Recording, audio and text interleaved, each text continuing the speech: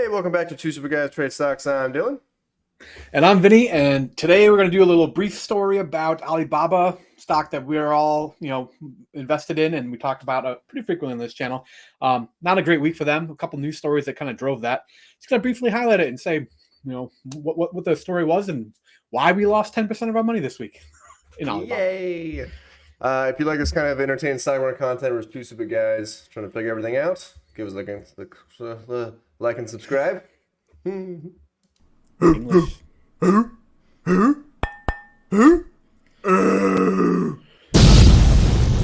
Two Super Guys Trade Stocks.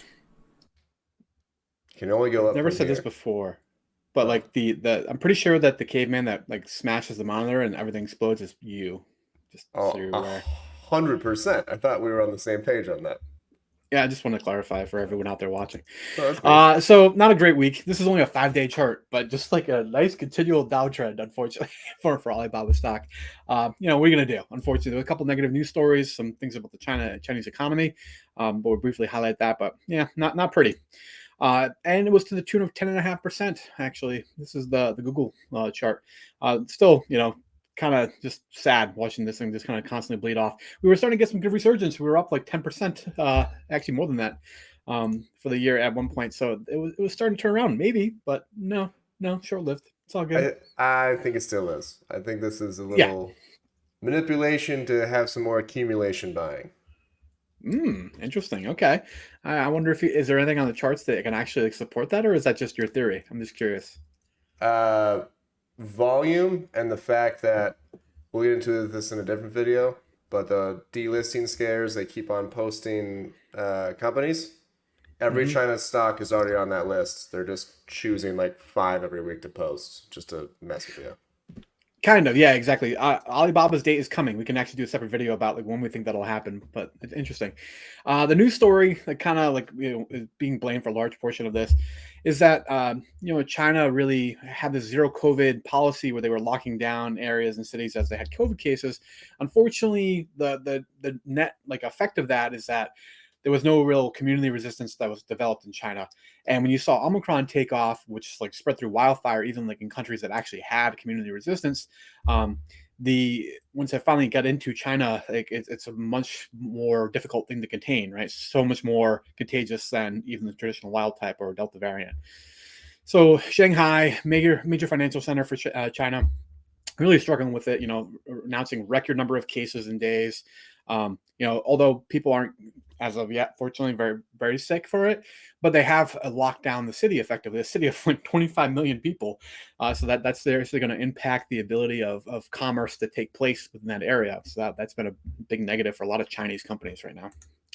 Oh my gosh. Mm. Jeez. So much so that some analysts are revising their growth targets based upon it. That's how much they're expecting this to have an impact. Alicia Yap, she was a analyst for Citigroup, still has a buy rating on Alibaba, but she decreased her price target from 200 to 177. Setting like this kind of decrease in terms of sales likely attributed to this um, Omicron wave throughout Shanghai and other So continual lockdowns. only 60% higher than the current price. That's Yeah, it? Oh, she's still calling for a decent gross. upside. And remember, price targets are a 1 year timeline. If you're truly like a longer term investor, like this is still like a blip on the radar for you. It just might take you a little bit longer to get there, which means you can maybe make a little bit more money on covered calls along the way, which is something I love to do. I'm still scared, but now I should probably try it. Yeah. The other thing to note too is you said that this impact may drag into Q1. So Alibaba kind of has a fiscal calendar that's a little bit off from the traditional calendar. So their fiscal year actually ends the end of March. So this is like the first quarter basically for them, and Oh, we'll be anticipating their final 2021 earnings being reported this next earnings report date. so April, May, June is their Q1? Uh, yes. Okay. April, May, June is their Q1. Yep. Well, The other kind of here it story is. here, this is I thought interesting. So Richard Liu, founder of JD.com, which is basically Alibaba's chief rival e-commerce company in China, stepped down. There's this, what's the word I want to say here? theory, I guess you could say, that it was requested or ordered to do so by the Chinese Communist Party. It's not the first time that this has happened, where one of these founders or top executives of these major Chinese kind of internet companies have been, you know, maybe forced to do this, including very own Jack Ma, the gentleman on the thumbnail here, the founder of Alibaba Group. I mean, Jack Ma Yeah. was definitely forced. So I don't know yeah, I about mean, this one. no one knows for sure, right? Well, someone does. President G, maybe you want Yeah, to give him a he call. would Do you know. have his number? I Yeah, do. give him a call. We're good Yeah, buds. okay. Yeah, let me know what he says. And if he's down for golf at 2 o'clock today. Also, there's been a few other ones that have been high profile. You have the founder and chairman here of ByteDance, TikTok's parent company. He actually stepped down from TikTok and then from ByteDance, the corporate headquarters as well, the corporate overlord, if you will. And same thing with Pinduoduo. Unfortunately, it's not the first time that this has happened, but it certainly could signal a continuing uh, micromanagement or heavy-handed control of the Chinese Communist Party on these Chinese internet sector companies, and that's what people are a little bit worried about.